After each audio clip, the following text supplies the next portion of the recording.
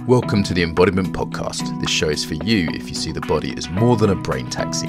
It's for people interested in coming home to the body as a holistic aspect of who we are and how we live. Episodes contain practical tips, exercises you can take away, and interviews with embodiment specialists from around the world. I'm your host, Mark Walsh.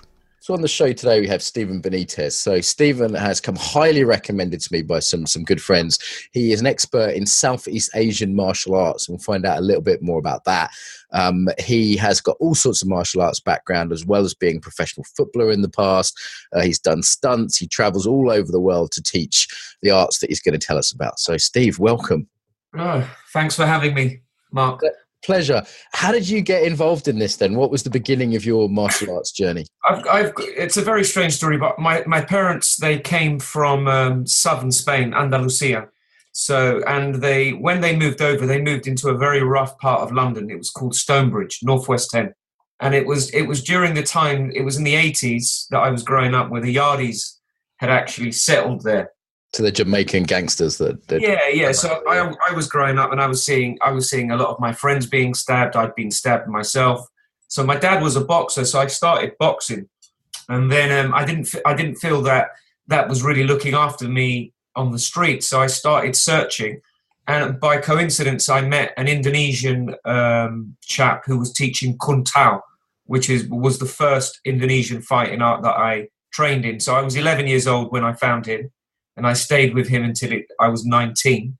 And I was fighting. I was doing full contact fighting, as well as playing football up and down the country. And I was, I got to a very high level. I became UK national champion, full contact champion, by the time I was 19. And then what happened was a very strange experience happened. I lost a friend of mine, got stabbed to death. And unfortunately, this for me was like, I just had to seek and search for something deeper than what I was learning. Mm-hmm. And I by coincidence, I met a Javanese Indonesian guru who lived in Holland, and she became my main teacher until 2012. She passed away in 2012, and she sent me all over Indonesia for training. And as I understand it, it was like a real moment where you were kind of like, wow, I need to go seek. You'd done a fast, and it was like, I need to it's a real martial arts story, actually, isn't it? Actually, I was kind of hiding that, but that's actually true, Mark. I did fast for 7 days. And I did have a vision of her coming to me. That's the truth. I'm not going to lie about it. And I set off to Holland without no address, nowhere to go. And I ended up in a shop just because I felt I had an address, but I got off at Rotterdam, and I felt like someone had slapped me on the face in this train. I got up and started walking, and I went to the first shop that was open, and I walked in, and it was an ornament shop, and I said, "Do you know Slat?" And they didn't have a clue what I was on about. And as I was leaving, they were opening their mail, and this lady came out and said, "Look, I've just opened up a flyer, and it said Guru Ma, Ayurvedic medicine, Pancasila, Alpha training, and a bunch of other stuff." And I called the number, and she was expecting me. She had told her son that a young chap was coming from London, and that crazy ass. I love good martial arts stories like this. This is brilliant. So I have complete ignorance about Pancasila. Yeah. Tell me how to pronounce it and tell me what it's about. I looked at some videos in preparation for this. I liked what I saw. I thought it was very cool. So this is a little bit of an unusual martial art for the UK, I would say. There's not so much of it here. What is it? Okay, so Pancasila is Indonesia, Southeast Asia's form of self-defense, first and foremost, right? And it derived from the battleground, so it covers everything. It has ground fighting, it has empty hand, it has full weapons, sword, short knives, it has cloths. And you learn this art very much like in a poetic way. You learn it through a dance form. And then there's lots of sparring with it. But it's got everything. So it's got locks, throws, chokes, sweeps, punches, takes, jumps, you name it, it has it. But in a more fluid, it's very, very, very fluid. Yeah, it seemed like what I saw looked quite beautiful, quite poetic. And as you say, very varied. I saw weapon stuff. I saw little jumping movements. I saw some unusual movements that are pretty different from anything I'd seen in Chinese, Japanese or Korean art. Some sort of circular stuff, and I almost was imagining like a guy creeping through the jungle as he was doing it. It has a particular feel to it. That's actually a good description. Some people call it a jungle art. Guru Ma called it the most natural art. She said Silat was the way that nature flowed, very circular, contractions, expansions, very way that the anatomy, physiology forms. It contracts, it expands, the lungs, the heart, but there's a circular motion within the cellular motion, the neurons firing. So it's circular plus open and close. It's the best way to describe it. But she said it was the most natural form of fighting. That's how she described it. Beautiful as an Aikidoka. I like that circular movement. You know, nature for me seems all circles and spirals, and the human body is all kind of curves and spirals. We have anatomists on. They always say there's no straight lines, you know, when they come on the podcast. And so that makes a lot of sense. And is it characterized as sort of what could be called a hard or a soft art, or is it sort of both sides to it? The first 5 years are very hard. It's very muscular, right? So you go through a tremendous amount of conditioning, right? And then you go into the tendons. So you start dropping the muscles. So not focus so much on the muscles. And then you go into the bone. And then you go more into the energy, how energy flows. And then you go more into something called narun. And that's kind of your individual light expression. So on the one level, you've got the sort of muscular side, so sort of punching and kicking and things that might be familiar, joint locks. Yeah. So I often think kind of particularly like young guys, dare I say it, we need a bit of that. Like when I first started sort of soft Aikido, I wasn't ready for it. I had to just punch and kick, and I needed to get that out of my system and learn on that kind of crude level before I was ready for anything a bit more subtle and feeling based. In terms of I've seen some stuff in it. It looks pretty unique. So what are some of the things that you think makes it a bit different, that makes it not just another sort of punching, kicking, locking system? Okay. So look, first and foremost, the entrance, the beginning of the art is completely different to anything I'd done, right? We have something called rasa. Now, what it is that in Silat, there are 3 brains. So you have the central brain, which controls the whole nervous system. Then you have what is called the heart brain, okay? And that is called rasa, instinct. And what happens is that you activate that. For the first 3 or 4 years, it's very strange because you bring all your awareness into your heart, open it up, expand it, and all of your fighting is done peripheral vision. So what happens is as you slowly practice this changes your brainwave. So, you know, you start kind of activating the gamma brain states. So I'm not saying you become precognitive, but your concentration and awareness, perception definitely 100% expands. And that's very different straight away. What's the third brain? Sorry, I heard that as the second. So then we go down to the lower part near the belly button. Yeah. Right, and we call that the third brain, and we say that that's where all your energy is stored. So then as you go deeper into the art, you use that lower part to kind of hit harder. So there's some analogous stuff to sort of work with Hara, Tantien. And that, I mean, what you just described is very sort of neuroscience based these days as well, right? In terms of people talking about the 3 brains of the gut, the heart, the head, and the neural. You probably already know this, but just for the listeners, that we have as many neurons as a cat in our gut. So a cat's entire nervous system is enough, the same number of neurons as in our gut. And now cats might not be able to do maths, but, they're pretty smart in their own way. So it kind of makes me go, the 3 brain model rather than the 1 brain. I sometimes say the whole body is the brain, Yeah. Well, that's another analogy. We in Silat, we say, let the body awaken. Let the body awaken. So the other thing I'd like to say about the Silat is that you train it from behind, and you train it in front, you train it on the side. So you're always trying to awaken the body, the senses of the body. Like this training of sort of intuition and people sneaking up on you. Yeah. It kind of had some almost ninjutsu type elements that I saw when I was, again, correct me if I'm wrong, please, because I'm here to learn on this call. But it's like, it looked to me like there was this training of intuition, this training of not just like, right, they're standing in front of you, they throw a forward punch or a snap kick, you block and then hit. It seemed like it was like looking at a more, and in many ways that's more like life, right? Like in terms of like people sneaking up on us, or it could literally be a guy with a knife, or it could be, that email you're not expecting, or that thing your wife says that you weren't expecting, or whatever it is. That seems more real to me. Yeah, that's exactly what Silat's for. It's for your 24-hour cycle. It's for your timetable. So we train at for example, we train in different terrains. So, for example, if you're attacked on ice, December, you've got jeans on, it's 11 o'clock on a Friday night, you're not going to fight the same as if you're fighting in summer in a desert somewhere or in dry ground. Yeah. or grass, right? Yeah. So we're always training at different levels. The fighting's never the same. We might fight under a table, on top of a table. We might fight 3 against 1 just on the ground. So it's always changing. And that's there to kind of give you that kind of natural instinctive response if you do get attacked in your 24-hour cycle, you know? Nice. I like the idea of 24-hour cycle. And as you say, you know, if you're used to doing high kicks and all of a sudden you're on ice, that's not so smart. Exactly. If you're used to sort of having lots of space to move, like in Aikido, then it's very different to do it on a train, you know. Exactly. I used to do some fun stuff like Aikido on a wall, so you couldn't go sideways. You could only move forwards and back, standing on top of a wall.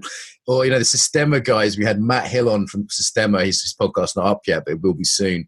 And he was talking about fighting in water and in trees and, you know, all these different situations you can be in. All right, so people listening to this might be saying, you know, Steve and Mark sound kind of paranoid. They think people are going to be fighting them. Assuming you don't live in that rough area. I live in Brighton, you know, it's pretty chill. Unless I'm, you know, Saturday night looking for trouble, I'm probably not going to get in a fight. So I'm playing devil's advocate here. But what is the benefit of training a martial art, or particularly Slat, for the person that's not a doorman or a policeman and is not very likely to get into a scrap? Right. I mean, look, I live in Richmond now. Look, my life's completely changed. I have a wife, 3 kids. My kids have not known any trouble at all, right? But first and foremost, Slat is for Bela Didi. Bela Didi is self-defense. So you're definitely going to learn how to defend yourself. That's the first thing.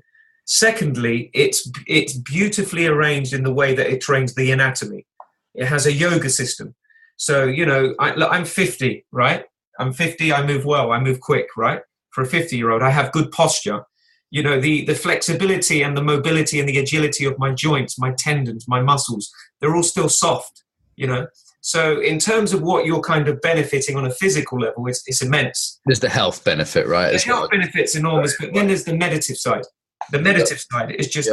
The level of relaxation that you get from training Slat is like literally doing an hour of meditation, because there's a dark side. So I don't know if you've seen the dark side, and the dark side is like a moving meditation. Yeah, it's beautiful. Yeah, it's Tai Chi, you're right. So the benefits in terms of it just getting mental rest is incredible. You know, so benefits all round.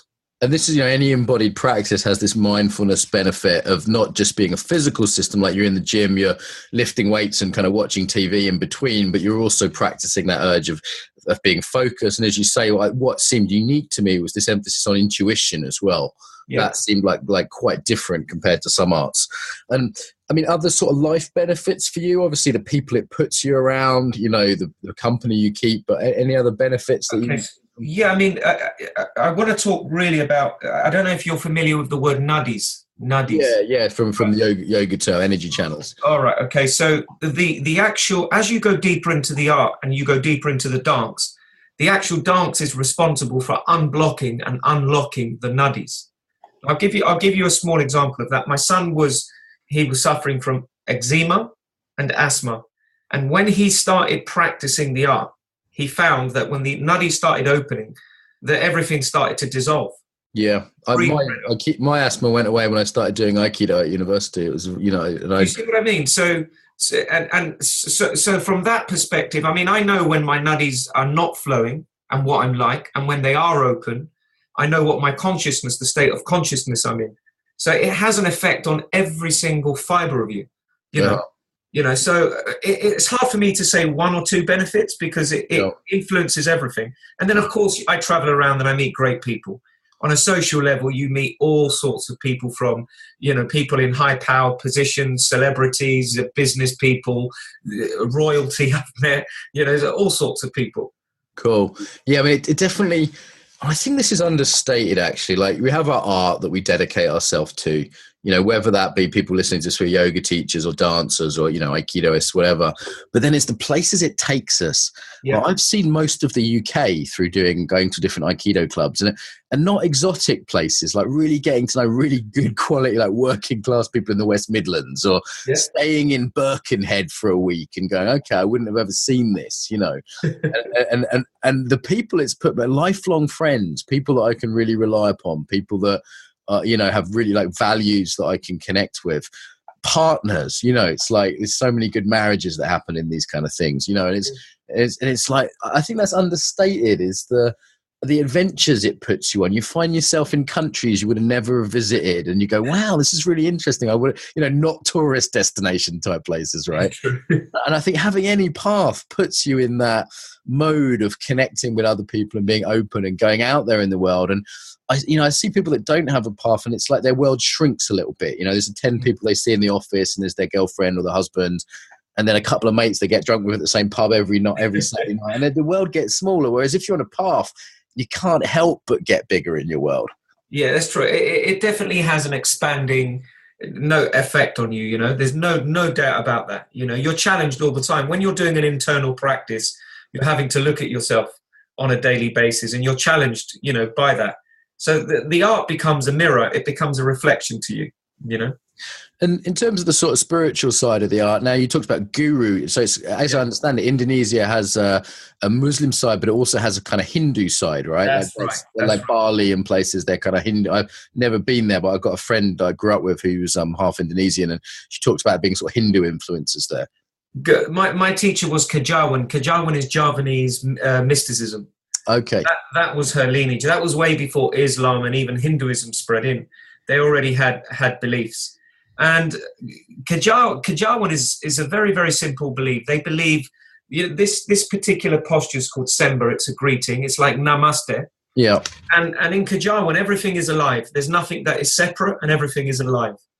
So, for example, I would greet a tree, and I'm not saying I would hug a tree, but I would give the same respect. It's so I'm in Brighton, mate. You can I'm not saying I wouldn't hug a tree either, right? I get what you're saying there. So the idea is that the world, and you'll see this in Shinto as well, right?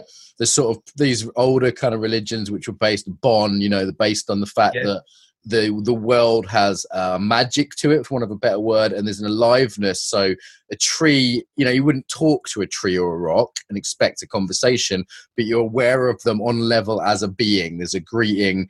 And that sort of makes sense, doesn't it? Without getting too woo-woo, when you see a big oak tree, you almost want to go, all right, mate. There's that sense of like, you're not just you're not an object like a pen. There's some sense of like you're a thing, or a waterfall, or a mountain. Mount Fuji, they call it Fuji-san. You're the respected Fuji, and that kind of intuitively makes sense to us, I would say. Well, when I was out training in Indonesia, I spent 11 years backwards and forth. And I was trekking in through the jungles and training in all different types of terrain. And that type of philosophy is ever present all around. You see everyday people, before they cut a plant, they kind of bow to it in a sign of respect. And I think it's a really good thing, because it's a beautiful thing. So everything is one, everything is living and active, and there is some form of cosmic intelligence that knits it all together. So you know now that they've just discovered that trees communicate via their roots, right? Yeah. Well, in Kejawan, there is a communication that goes on. There is a language that is apparent that you have to tap into it. So, and it's to do with your humility, your respect, your sensitivity, your intuition, that kind of thing. So it's kind of almost Taoist in that sense as well, right? To sort of flow to things that connect things. And is that if you taken that on, I mean, it's quite, in one way it's quite intuitive, but I imagine, from a kid from the mean streets of London, that must also be quite foreign. I mean, was there a way you took that on, or did you have to kind of adopt it, or how did you? Do you know, you're absolutely right. Look, I was raised a Catholic. My parents were from southern Spain. But, I suddenly saw that kind of construct and belief system not work for me when I was growing up, right? Mm-hmm. So, one event led to another. I was training very hard, and I was having kind of some form of mystical experience through my training, right? But I was no way open to what I was going to discover later on. Yeah, and it's funny after you. Go on. I was just saying, when you do hard training, stuff happens, right? Like, I remember one time, there's a New Zealand Aikido teacher who was a very strong guy, and he was throwing me around, and I had sort of an out-of-body experience, as I was being thrown. It was oxygen deprivation. And I was just couldn't breathe, and I kept getting thrown around. And then afterwards, I sort of came back into my body, and I felt like totally clean, like I'd been cleansed out. But I didn't have a frame of... As a 20-year-old drinking Stella in the Student Union bar after training, I didn't have any frame of reference for that. Exactly. You know what I mean? That's exactly how I felt. I didn't have any references. So I was having these experiences. It wasn't until I met Guru Ma that she started kind of teaching me on a very daily basis how to apply this in your 24-hour cycle, you know. And it was in the beginning, it was more like, look, every human being should say things like Tchaikovsky, Handel, these are great composers. They did it when they were young at 5, 6, 7 years of age. So that kind of intelligence is already in them. And she would say, look, you just need to tap and trust that which is in you. And, that will guide you. And that made a lot of sense to me. So, very empowering as well, isn't it? It's not like you have to, you know, the priest has to tell you the thing. It's like tuning into something which is already there. It's quite, there isn't that sort of middleman that needs to take your money in the middle, right? Exactly that. And so I have adopted it, but for me, it's a very practical, logical move, really, you know, really trusting who you are, getting to know who you are and applying that. You know, we just had I just interviewed an improv teacher. You know, what's so funny is I interview people from all different backgrounds, and he was saying almost the exact same stuff. You know, he's like, well, there's that moment where you like, you know, you listen into how things want to be, and there's a sort of pregnant silence, and then the joke kind of comes out of nowhere and you're just tuning into it, and it's exactly the right moment for the right time. And you know, it sounds like to me he's describing like the perfect Aikido throw, or, you know, there's a lot of people that come on actually is talking about similar things from different systems. I mean, obviously our main theme on the show is the body.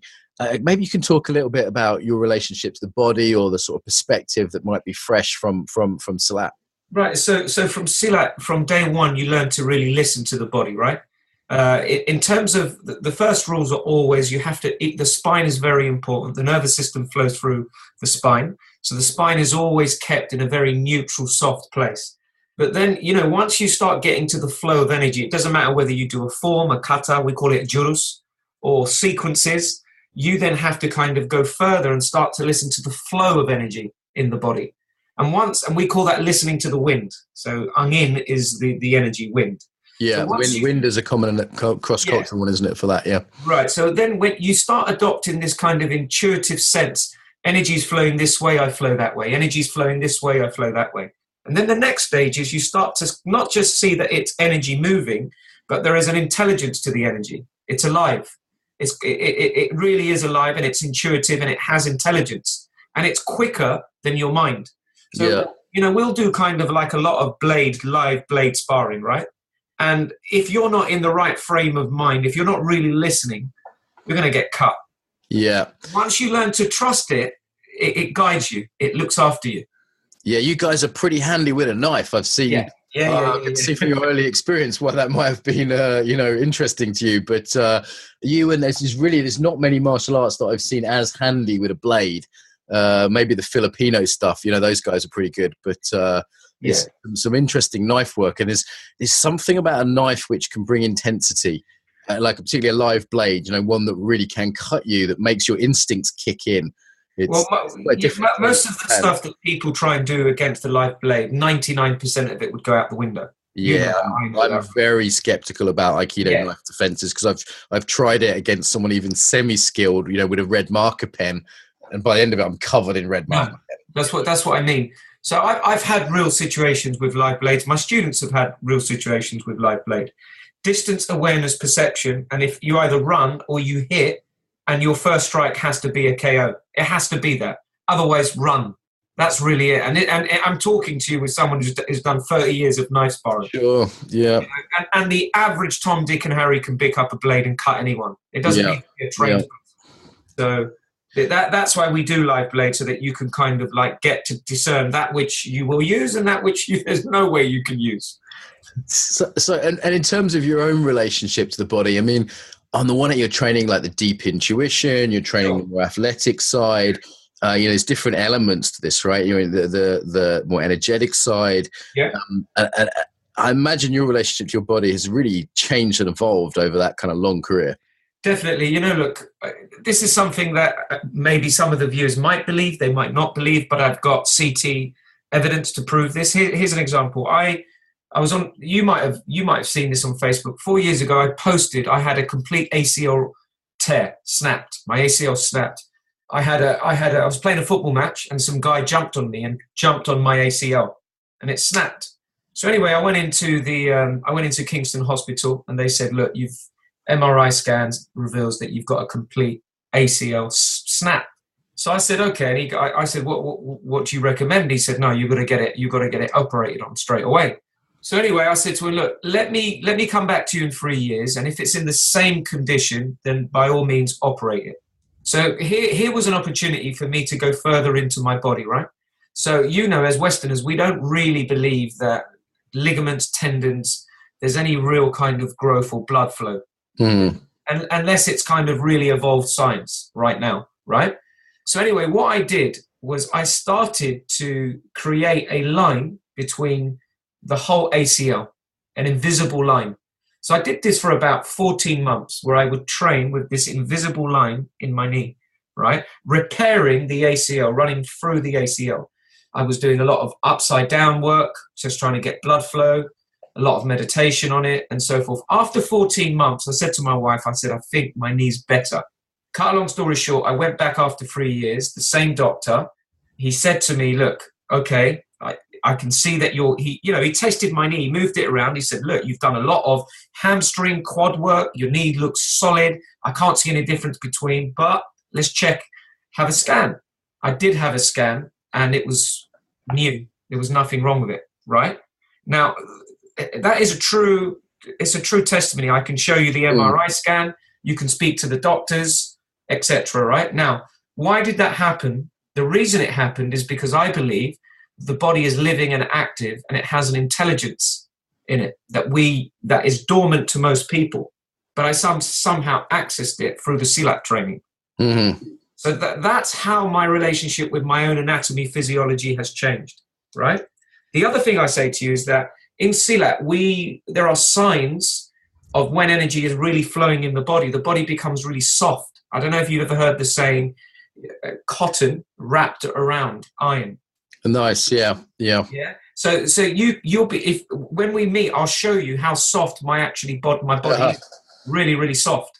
And so as you get older, normally people's anatomy, physiology stiffen up. Yeah. And there's no, you'll see, look, here's my wrist, right? Can you see the space in my wrist? You see that space? Now, normally for a 50-year-old, they don't have space in the joints. Yeah.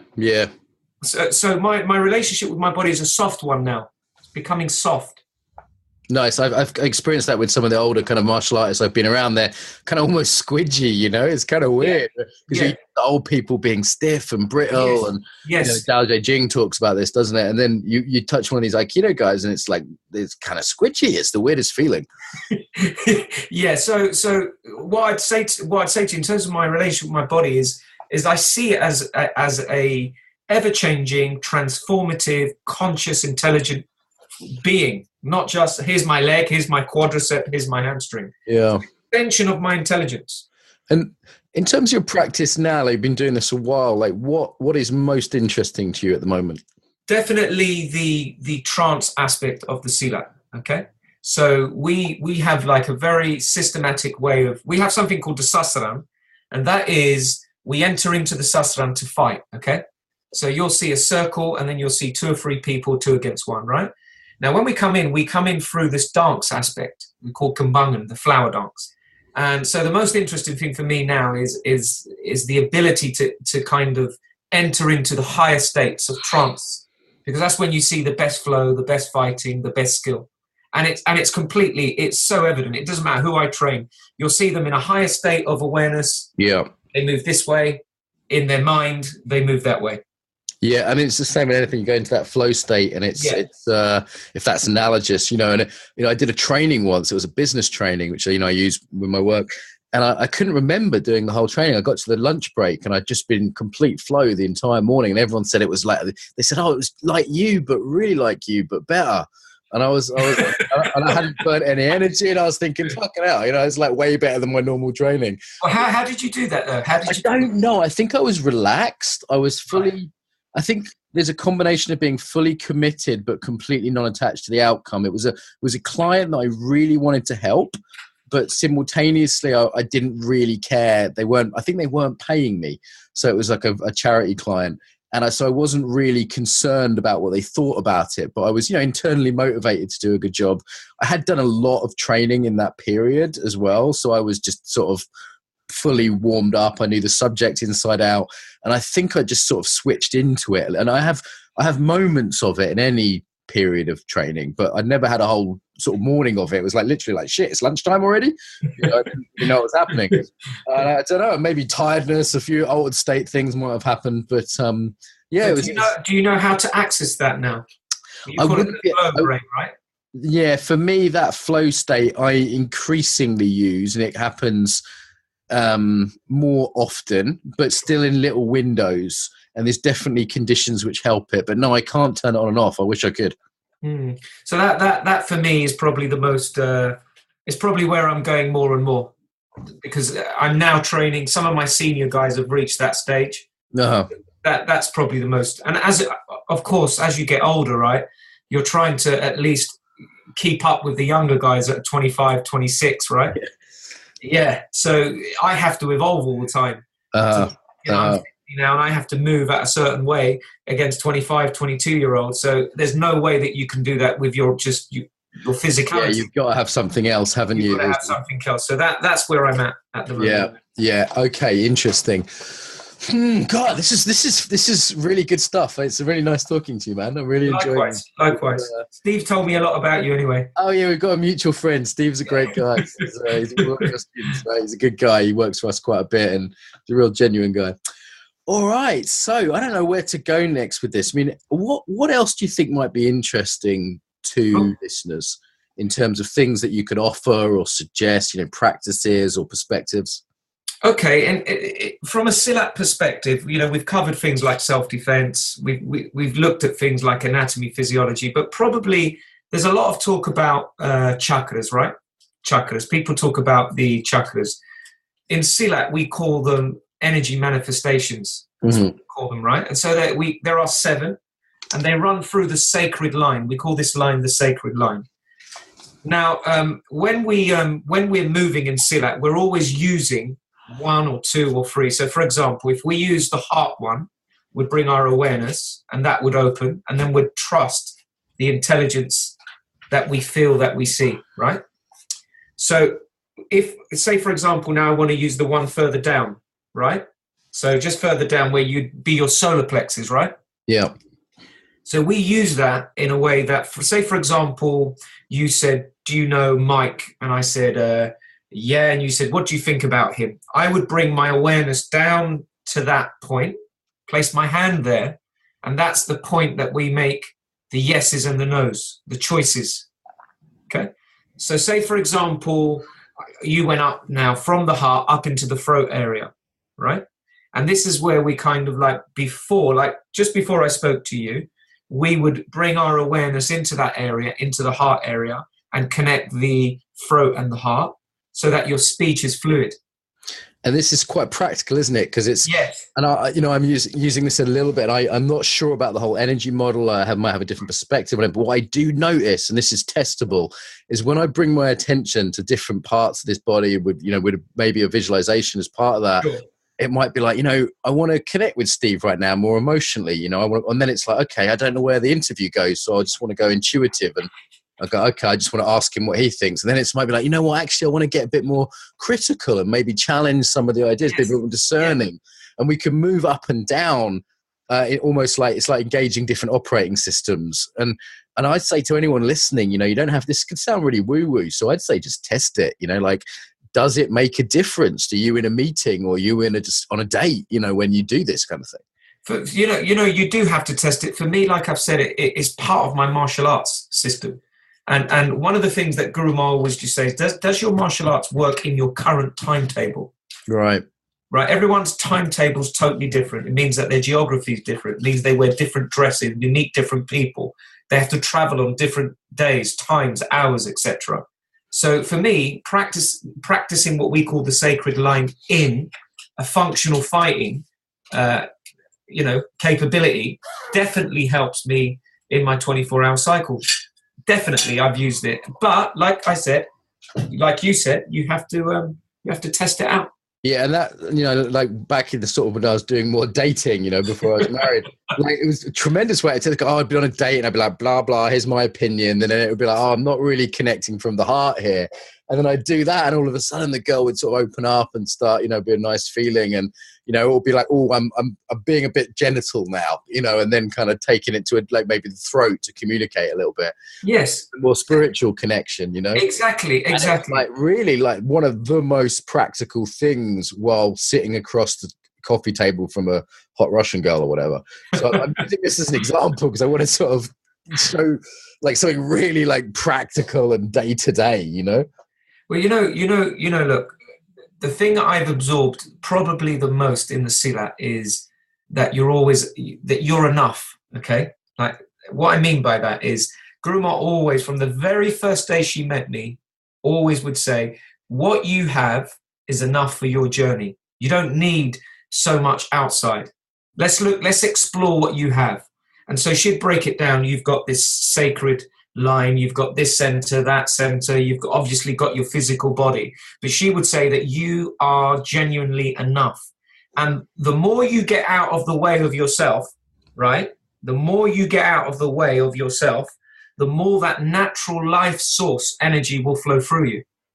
And that's a profoundly empowering message, in a time where media consumerism would constantly tell us we're not enough, so we need to buy this product. You need to get the Instagram likes. You need to get the validation. You need to get the material possessions. You need to get the girl or the boy. Right.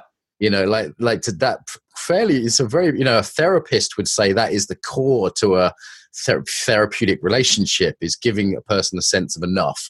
But how much more empowering is it to say, yeah, you're enough, and you can tune into that. And to a young guy, it's going to help you fight. That's a powerful message. But this posture we have called Semba, right? So I mean, look, like the Namaste type posture for the Namaste type posture, right? So I've come from Halsden, having done full contact 9 years, right? And I meet this Indonesian lady, and she tells me this posture. The very first thing she said, I have to learn this posture. And I'm going, how on earth is that going to help me in Northwest 10 London, right? Yeah. And then when she said to me, have you ever done this to yourself? I.e., have you ever looked at yourself and given yourself respect? And I went, I didn't even know what that meant.